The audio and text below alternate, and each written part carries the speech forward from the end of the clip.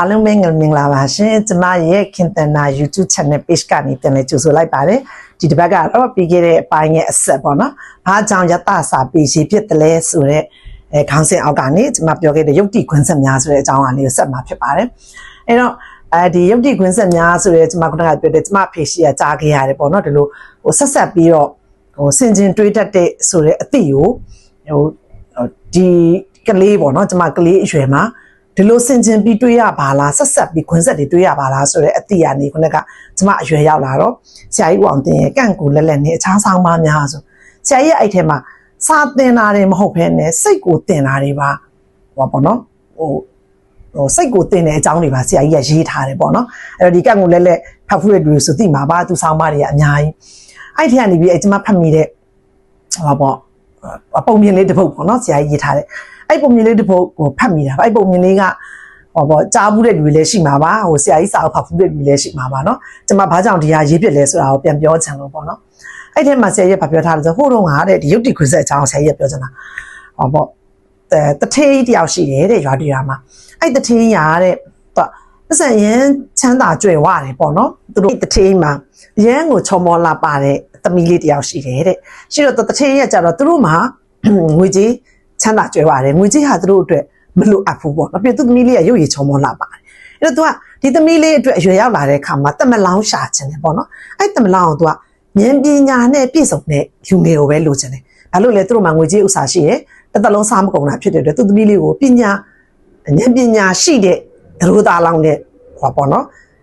လက်ဆက်ပေးခြင်းတယ်ပေါ့အဲ့ဉာဏ်ပညာရှိတယ်ဆိုတာကလေတဲ့သူအထက်မှာပြောထားသေးတယ်ဟုတ်ခေတ်ကလို့ပေါ့နော်ဒီတာပါမောက်ခတွေကျောင်းမှာတက်ကျောင်းနေပြီး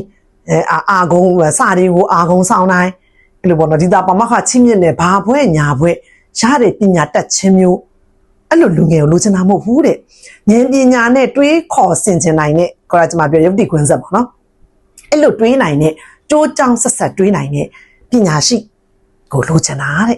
အဲ့တော့ဒီတာပါမောက်ခကျောင်းဆင်းနေသူကဟိုလာပြီးသူရှိလာကြတယ်ပေါ့နော်အဲ့တော့အဲ့ဒါကိုသူကျင်ညာလိုက်တာပညာတတ်တဲ့လူလိုချင်တာဖြစ်တဲ့အတွက်သူ့ရဲ့မိကွန်းသူ့မိကွန်းကိုဖြေနိုင်ရင်မိကွန်းကတစ်ခုပဲမိမှာမိကွန်းကိုဖြေနိုင်ရင်သူ့ရဲ့သမီးလေးနဲ့လက်ဆက်ပေးမယ်ပေါ့တထေးကြီးကအဲ့ခါကျတော့ဒီတိုင်းတစ်ပြည်လုံးကရှိကြတဲ့မြင်းကြီးမြင်းသားတွေရောဟိုတထေးတကြွယ်တွေရောပညာတတ်တွေရောအကုန်လုံးလာပြီးဒီတထေးကြီးရှိမှာအင်တာဗျူးတယ်ပေါ့နော်ဒီခေတ်နဲ့ပြောရရင်အင်တာဗျူးကြတယ်တချို့ကကြောက်လဲဒီတာမမောက်ခကျောင်းဆင်းတဲ့ဟိုဒီခေတ်လို့ဆိုရင်ဘွဲလက်မှတ်တွေဒီပလိုမာတွေဘာညာတွေကင်လာပြီးလာကြမှာပေါ့နော်အဲ့တော့တထေးကြီးမိတဲ့မိကွန်းကတစ်ခုတည်းပဲတဲ့လူချေးရဲ့အရာသားကိုပြောပြရမယ်တဲ့လူမစင်ပေါ့နော်အဲ့ဒီမှာလူချေးလို့ရေးထားတဲ့လူချေးရဲ့အရာသားကဘယ်လိုရှိလဲလို့ပြောပြရမယ်တဲ့ဆိုတော့အဲ့ဒီမှာဟိုလာပြောကြတာပေါ့နော်တချို့ဆိုရင်ဒီတထေးသမီးလေးကိုလိုချင်လို့ကိုယ်တိုင်တောင်မြည်ဆန်းကြည့်ကြတယ်တဲ့လူချေးရဲ့အရာသားကိုမြည်ဆန်းကြည့်ပြီးဘလို့သိခဲ့တာလဲလို့မြင်ကိုယ်တိုင်မြည်ကြည့်တာပါလို့ဖြေတယ်တဲ့အဲ့တော့ခါကျတော့ဒီတထေးကြီးကဟုတ်ပါပြီခဏထားမယ်နောက်ထပ်ဖြေမဲ့လူငယ်တွေကိုအလှည့်ပေးပါအောင်မယ်ပေါ့နော်အဲ့တော့အရှိမအဲ့လိုတွေဖြေကြပေါ့နော်လူချီရဲ့အရာသာဘလူတွေရှိကြအမျိုးမျိုးဖြေကြတာပေါ့တရက်ကျတော့လူငယ်တယောက်ရောက်လာတယ်တဲ့ရောက်လာပြီးသူလည်းဒီမိကုန်းကိုဝင်ရောက်ဖြေဆိုမဲ့လူပေါ့နော်အဲ့တော့လူချီရဲ့အရာသာကတဲ့လက်လက်ဆက်ဆက်မှချိုးပါတယ်တဲ့ရက်အနှင်းငယ်ကြာသွားရင်ချင်းဆုပ်ဆုပ်နိုင်ပါတယ်တဲ့ရက်တစ်ပတ်အနှင်းငယ်ကြော်သွားရင်တော့ခါတက်တဲ့အရာသာရှိပါတယ်ဆိုတထေးရဟာမောင်းရင်အတိအကျပဲမင်းကိုယ်တိုင်များညှိဆန်ခဲ့လေသလားလို့မေးတယ်တဲ့မေးတော့ဒီလူငယ်လေးကကိုယ်တိုင်ညှိဆန်ခဲ့တာမဟုတ်ပါဘူးခင်ဗျာတဲ့လူချေးဟာလက်လက်ဆက်ဆက်မှာရင်မဲရိုင်းနေအုံပါတယ်တဲ့ရင်မဲရိုင်းနေဟာ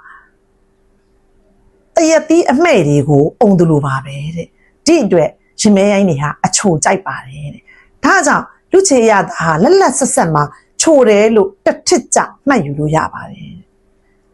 ရက်အနှင်းငယ်ကြာသွားရင်တော့ရင်ကောင်ရင်မဲရိုင်းနေမလာတော့ပါဘူးတဲ့ဖြုတ်တေးလာပါတယ်တဲ့ဖြုတ်တေးဟာချင်းဆုပ်ဆုပ်ရတာကိုကြိုက်နှစ်တက်ပါတယ်တဲ့ဒါကြောင့်ရက်အနှင်းငယ်ကြာသွားတဲ့လူချေရတာဟာချင်းဆုပ်ဆုပ်နိုင်တယ်လို့သူပြောနိုင်ပါတယ်တဲ့ရက်တစ်ပတ်ဒီတဲ့နည်းနည်းကြာသွားရင်တော့ရင်မဲရိုင်းနေလည်းမလာတော့ပါဘူးဖြုတ်တေးလည်းမလာတော့ပါဘူးတဲ့ချောကလက်ဒီကလိန်ချောတွေကလာပြီးတော့ဒီလူချီတွေကိုလာစားပါတယ်တဲ့ကလိန်ချောတွေဟာခါတဲ့အရာတာကိုကြိုက်နေတတ်ပါတယ်တဲ့ဒါကြောင့်ရက်တစ်ပတ်ကြာသွားတဲ့လူချေရတာဟာခါတက်တဲ့အရာတာရှိတယ်လို့သူတစ်ထစ်ကြာပြောနိုင်ပါတယ်တဲ့ကျွန်တော်တတိယဟောပေါ့နော်ဟောတ ရန်သဘောကျသွားတယ်ပေါ့နော်ဟိုဒီလောက်အတိအကျပြောနိုင်တာကိုယ်တိုင်နီးစံတာမဟုတ်ဘဲနဲ့အဲ့ဟောပေါ့အကျိုးကြောင့်ဆက်ဆက်ပြောတာဖြစ်တယ်ဒါပေမဲ့အမတတိသားပြောလိုက်သေးတယ်သူပြောတာဒီဟာကိုလက်မခံလို့မယုံဘူးဆိုရင်တော့ဟိုအဲ့ရက်သူပြောတဲ့ရက်တွေတိုင်းတတိကိုယ်တိုင်နီးစံကြည့်ပေါ့တဲ့အဲ့ခါကျတော့တတိကသဘောကျသွားတာပေါ့နော်ပြီးတော့သူ့ရဲ့သမီးလေးနဲ့လက်ဆက်ပြီးလိုက်တယ်ပေါ့တူလို့ပြောရတယ်အဲ့တော့အဲ့ဒီမှာဘာသာတွေ့လဲဆိုတော့ဒီတတိသူလိုချင်တာကဟောပေါ့နော်ဒါဆရာအောင်သိရေးထားတာသူလိုချင်တာကတက်တူတွေဘွဲတွေဒီတာပမောက်ခတွေကနေဟိုရွတ်ဖတ်စက်မှတ်ထားတဲ့အကြောင်းအရာတွေကိုမဟုတ်ဘူးလူဘဝမှာဖြစ်ပျက်နေတဲ့အကြောင်းအရာတွေလူဝင်းကျင်နီးနားမှာဖြစ်ပျက်နေတဲ့အကြောင်းအရာရဲ့အဲ့ခွန်းဆက်လေးတွေကိုဆင်ကျင်နိုင်တဲ့တွေးတောတတ်တဲ့ဆင်ကျင်သိရှိတဲ့လူငယ်ကိုသူသဘောကျတာပေါ့နော်အဲ့တော့အဲ့ဒါလေးဖတ်ခဲ့ရတာရဲ့ကျမငငယ်ကဒီအစိတ်တန်နေနဲ့အဖေဖြတ်တန်းခဲ့ရတာအဲ့အကြောင်းအရာလေးတစ်ခုကိုကျမစိတ်ထဲမှာဟောပေါ့နော်ဆွဲနေတာပေါ့နော်ဒီခုလေးအကြောင်းအရာကိုတော့တစ်ချိန်မှာစာရေးဦးမယ်ပေါ့နော်ရတစာပေရေးဖို့စိတ်ဆော်လာတာပေါ့နော်တစ်ချိန်မှာတော့ရေးဦးမယ်ဒီเจ้าကလေးရေးဦးမယ်လို့အားခဲထားပြီမယ်တော်တော်နဲ့မြည်ပြပူပေါ့ဒါပေမဲ့အဲ့ဒီမှာကျမတင်တန်းသူတွေပေါ့နော်ကျမတင်တန်းပြရင်လည်းကျမတင်တန်းသူတွေနဲ့ဟောပေါ့စကားပြောပြတဲ့ခါမှာဟောပေါ့နော်ကျမကစာဖတ်ဒါဝါသနာလဲပါတယ်စာဖတ်စီစဉ်တဲ့ခါကျတော့ကျမရဲ့အိမ်မှာကျမကစာအုပ်ဆင်ရှိတယ်အဲ့တော့ကကျမတင်တန်းဖွင့်တဲ့ဟာကအခုလိုမျိုးလေဟိုဂျင်တီးတန်မဟုတ်ဘူးကျမမျိုးသားဟောပေါ့ရာရှိရိတ်တာမှာရတယ်အိမ်မှာတွဲဖွင့်တာဖြစ်တယ်အိမ်နဲ့ကျမရဲ့ဒီဂျင်နဲ့တွဲရဲ့ပေါ့နော်အဲ့တော့ကျမအခန်းတစ်ခန်းမှာဖျားခန်းပေါ့နော်အဲ့ဖျားစင်အောက်မှာပဲကျမစာအုပ်စင်လေးရှိရပေါ့နော်အဲ့တော့စာဖတ်ဝါသနာပါတဲ့လူတွေကအဲ့ဒီစာအုပ်စင်ကနေပြီးတော့စာအုပ်တွေဟိုကစားပြီးရင်ဖြစ်ဖြစ်မကစားရင်ဖြစ်ဖြစ်ခဏလှန်ကြည့်ကြတယ်တချို့ဆိုလည်းအချိန်အားရင်ထိုင်ဖတ်တယ်တချို့ဆိုလည်းငှားသွားတယ်ကျမပေးငှားပါတယ်ဟောလေစာအုပ်မှာပြောင်းရင်တော့ငါပြောက်ဖို့ထိုက်တန်တယ်လို့စာဖတ်ချင်တဲ့လူယူသွားတာဖြစ်တယ်အဲ့လိုအတွေးနဲ့တကယ်လည်းတချို့ပြန်မပေးဘူးပျောက်တာတွေရှိရပေါ့နော်အဲ့ကျမကအဲ့လိုလေးပေးလိုက်ပြီးရင်အဲ့ဒီငှားသွားတဲ့ကလေးတွေပေါ့ဒီတင်နန်းသူတွေနဲ့ကျမတွေကအဲ့လိုလက်ကျင်ငန်းလုံးရင်ကစားရင်ပြရင်နဲ့ကျမတို့ကဒီဖတ်ပြီးတဲ့စာအုပ်တို့အကြောင်းကျမတို့ကဟိုသူ့အမြင်ကိုယ့်အမြင်ဆွေးနွေးတာပေါ့နော်ဟိုပါဇက်ကလည်းပြောလူကလည်းကစားပေါ့နော်သွေးပူရင်အကြောရှောင်ရင်workout လုပ်ရင် exercise လုပ်ရင်လည်းအဲ့လိုမျိုးအပြန်အလှန်ဆွေးနွေးတဲ့ခါကျတော့တင်နန်းသူတယောက်ပေါ့နော်အဲ့အမျိုးသမီးတယောက်ကသူကပေါ့ဒီစာဖတ်တယ်သူကစာဖတ်တာဝါသနာပါပုံမရဘူးအဲ့လိုဝါသနာမပါတဲ့အပြင်ကျမတို့ပြောတဲ့ topic ပေါ့နော်ကျမတို့ပြောတဲ့စကားတွေကဒီတင်နန်းသူတွေကျမရှိမှာဟိုအရင်တစ်ခါကလည်းပြောဘူးတဲ့ကွန်ပျူတာတက္ကသိုလ်ကကလေးတွေဆိုရင်ကျမရဲ့စာအုပ်ဆင်စာအုပ်တွေယူသူတို့ကွန်ပျူတာတက္ကသိုလ်မှာသူတို့စာအုပ်ကြီးတွေဂျားထဲမှာစိတ်ဝင်စားတဲ့ဘာသာရပ်ဆိုရင်ကျမအရင်ကငှားသွားတဲ့ဝတ္ထုတွေအဲ့ဒီစာအုပ်တွေကိုခိုးဖတ်ကြတာပေါ့နော်အဲ့တော့ဒီမျိုးသမီးရဲ့ကျတော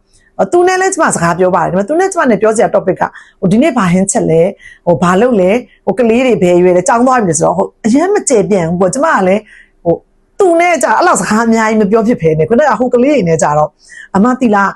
ာဆရာမဆန်နိုင်ပဲစောက်ကဘလို့ဆရာမဂျူးကဘလို့ဆရာသိမ့်ဖေမြင်အဲ့ဒါဘလို့အမအဲ့ဒါတော့သဘောမတူဘူးဆိုကျမတို့ကအမြဲတမ်း argument ရှိတယ်ကျမကလည်းတက်ကြွဆွေးနွေးတဲ့ခါကျတော့ तू ကဒီစာဖတ်တယ်ဒီစာအုပ်တွေဆွေးနွေးရဆိုတော့ तू နားထဲမှာနားကလောနေပုံရတယ်အဲ့ဒါကျမကဘာပြောလဲဆိုတော့ဟွာတဲ့အမတို့ပြောတဲ့ပုံကတဲ့ဗာလဲစာမမဖတ်ရင်စာမဖတ်တဲ့လူကပဲဟောပေါ့လောကကြီးမှာဟောပေါ့ဘာမှသူပြောသူသုံးတဲ့အသုံးလုံးလေးကတစ်မျို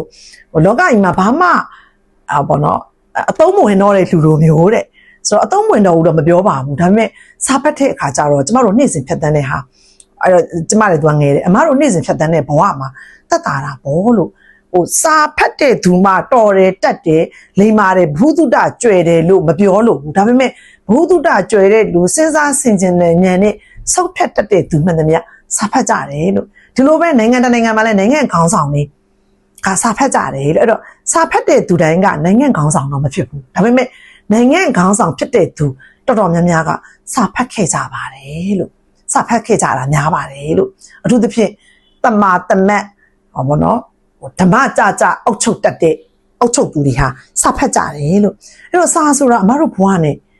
ကဲဟိုဘယ်သူမှမကင်းကွာဘူးလို့စာနဲ့ကင်းကွာပြီးနေလို့မှမရတာညီမလေးရဲ့လို့ဥမာပြောမယ်ကွယ်လို့ဘာလို့ရင်းလို့မသိမမီတဲ့ဟိုးကြောက်ခက်တကယ်ကဘာဦးခက်အဲ့ခက်ကကြောက်ခက်လူသားတွေလို့သူတို့တွေအိမ်လဲဒီလိုရှိတာမဟုတ်ဂူထဲမှာနေကြတယ်အမဲလိုက်တယ်ဒီအမဲသားတွေကိုအစိမ်းစားကြတယ်ပြီးရင်အဲ့ဒါတွေကိုဟိုပြစ်ထားတော့မနေပူတယ်ဆိုရင်ခြောက်သွားတဲ့အသားကမပုတ်မတိုးတဲ့ခါသူတို့ဒလိုစားတယ်တင်းကြတော့အစိမ်းစားကြတယ်ပြီးရင်သူတို့တည်းဟောပေါ့နော်သူတို့ယောက်ျားတွေချင်းပြောရရင်သူတို့ဂုံပြီးပြန်ကြတာဒီနေ့သားကောင်ဘယ်နှကောင်ရလဲ အဲ့ဟာတွေသူတို့ရဲ့ဂုဏ်ရံနေမှာ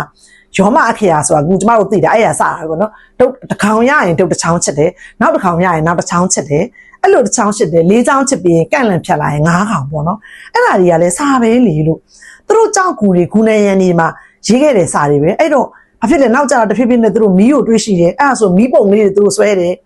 တော်မီတွေလောင်လာနေပြီးတော့ဒီတောကောင်တွေဖြတ်ပြင်းနေ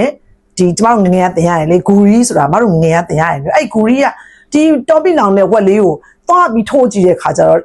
ဒီဝက်ကမီးလောင်ထားတော့ပျော့ရည်တဲ့ထဲကိုလက်ကဝင်သွားတော့ပူတော့သူပါဇက်ကိုထိတ်တဲ့ခါကျအရသာရမ်းရှိတာတိသွားတဲ့ခါကျတော့အော်သားကောင်တွေကအစိမ့်စားတာတဲ့ဒီလိုမီးနဲ့ကင်ဖုတ်စားရင်ပိုရတာရှိပါလားလို့သိတယ်သူတို့တွေ့ရှိချက်တွေကိုမီးပုံဆွဲတယ်ပုံနေဆွဲခဲ့တာဒါလည်းအမတို့စာပေါ်လို့အမတို့အစင်စင်ဘယ်သူမှစာနဲ့ကင်းဝေးတယ်ဆိုတာမရှိပါဘူးညီမလေးရဲ့လို့သူ့ကိုပြောပြတာပေါ့နော်ပြီးတော့အမတို့ကလက်တွေ့အရှိမှလည်းပြောဥပါတယ်အမတို့လက်တွေ့လုံမှာအန်ရဖြစ်မဲ့အရာတွေအမတို့ကစာတွေကသိရမကောင်းဘူးလားလို့အဲ့နဲ့သူ့ကိုအဲ့ဒါပြောပြရင်လည်းကျမဒီရုပ်တိခွန်းဆက်ပေါ့နော်တွေးတောဆင်ခြင်နေတဲ့အကြောင်းအရာကိုရေးမယ်ဆိုပြီးကျမဒီရုပ်တိခွန်းဆက်များဆိုတဲ့ဒီဟောလေးပေါ့နော်essay လေးကိုရေးပြတာပါရွှေမြူတင်မှာဖော်ပြခံရတာအဲ့တော့ကျမတို့ကရုပ်တိခွန်းဆက်တင်နေတာမစင်စားခဲ့ဘူးမတွေးခေါ်ခဲ့ဘူးဆိုရင်ကျမတို့အခုယုံကြည်ကိုးကွယ်နေတဲ့ဘယ်ဘာသာတရားပဲဖြစ်ဖြစ်လေနော်အဲ့တော့ကျမတို့ကိုးကွယ်နေကြတယ်ဆိုတဲ့ဘာသာတရားကလည်းဒီလိုမျိုးကြိုးကြောင်းဆက်ဆက်ဆင်ခြင်နိုင်နဲ့ဟွာလေရုပ်တည်ခွန်းဆက်တွေပဲမဟုတ်ဘူးလားပေါ့နော်သူအဲ့လိုပြောပြနေကျမဒါဆိုရင်တော့ဒီကြောင်းလေးငါရေးဦးမယ်ဆိုပြီးတော့ဒီယတအစေးလေးကိုရှင်းပြတာပါအဲ့တော့အချုပ်ပြောရရင်ဘာကြောင့်ကျမတို့ယတစာပြီးအဓိကကျမပေါ့နော်ရေးဖြစ်တယ်လဲဆိုရင်ကျမဝင်းကျင်နေမှာကြုံတွေ့နေရတဲ့အကြောင်းအရာတွေကျမတို့ကိုပြောပြတဲ့အကြောင်းအရာနေခြားရှိတဲ့လူတွေကိုလည်းကျမပြောပြချင်တယ်ပေါ့နော်ကျမကစာအကုန်မဖတ်နိုင်ပါဘူးဖတ်လဲဖတ်ဘူးမှမဟုတ်ပါဘူးကျမဖတ်ဘူးသမျှလေးကိုမျှဝေတာပေါ့အဲ့လိုပဲတခြားစာရေးသူများကလည်းကျမမဖတ်ဘူးတဲ့စာတွေဖတ်ပြမှာပေါ့သူတို့ကလည်းအဲ့လိုပဲသူတို့ရဲ့ဝတ္ထုတွေသူတို့ရဲ့အစေးတွေသူတို့ရဲ့ကြပြားတွေသူတို့ရဲ့စောင်းဖားတွေမှာသူတို့ကလည်းပြန်မျှဝေတယ်ကျမလည်းသူများကြီးတဲ့စာတွေကိုဖတ်ရတာပဲအဲ့လိုဖတ်တော့မှကျမတို့ကဟောပေါ့အချင်းချင်းပေါ့နော်ကျမတို့သိခဲ့တဲ့အသည့်အကြောင်းအရာတွေကိုဖလှယ်တဲ့အခါမှာကျမတို့ခုနကပြောတဲ့ရုပ်တည်ခွန်းဆက်တွေကလည်းအချင်းချင်းအကုန်လုံးချိတ်ဆက်မိသွားတာပေါ့နော်ကျမစာပေဟောပြောပွဲတွေဟောတော့ဆိုကျမမကြာခဏပြောဖြစ်တယ်ကျမကဒီနေ့ဒီနေရာဒီဟောပြောပွဲစင်မြင့်ထက်ကိုရောက်လာတာဟာဒီမှာလာနားထောင်တဲ့ဒီကြေးရွာသူကြေးရွာသားရက်ွက်သူရက်ွက်သားတွေတဲ့ကျမကဘာလေးမှပို့ပြီးတိတက်တော်နေလို့မဟုတ်ပါဘူးလို့ဒါပေမဲ့ကျမငယ်ဘဝအခက်ငယ်တွေကနေပြီးဒီအသက်အရွယ်ထိကျမဖတ်ထားဘူးရဲ့စာတွေပေါ့နော်ကျမဖတ်ထားဘူးတဲ့စာတွေကျမတွေ့ကြုံဘူးတဲ့အကြောင်းအရာလေးကိုကျမကကိုနေရနည်းနည်းဒီနေရနည်းနည်းကောင်းတဲ့အရာလေးတွေပေါ့အဲ့ဒါလေးတွေကိုကျမကဗကန်လေးတွေကိုအသင့်ခုခတ်တာပါလို့အသင့်ခုခတ်ပြီးစာပေဟောပြောပွဲဆိုတာကျမကတနာရီ